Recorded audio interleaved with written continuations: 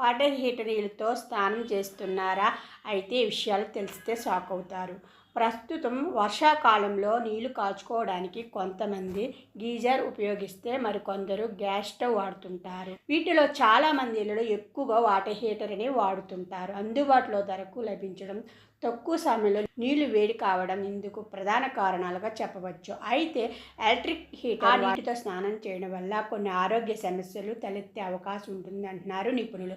ముఖ్యంగా వేడి నీటిలో స్నానం చేయడం వల్ల దురద, పొక్కులు, ఇతర సంబంధిత సమస్యలు వచ్చే ఛాన్స్ ఉంటుంది అంటున్నారు. అలాగే ఎలక్ట్రిక్ హీటర్లు యూజ్ చేసేటప్పుడు గాలిలో కార్బన్ మోనాక్సైడ్ వంటి హానికరమైన వాయువులు రిలీజ్ అవుతాయని చెప్తున్నారు. ఇవి తలనొప్పి, వికారం, శ్వాసకోశ సమస్యలకు దారి తీయవచ్చు అంటున్నారు నిపుణులు. అంతేకాదు ఎలక్ట్రిక్ హీటర్తో బాగా వేడికి నీటితో స్నానం చేయడం గుండె ఆరోగ్యంపై ప్రభావం చూపుతుందని చెప్తున్నారు.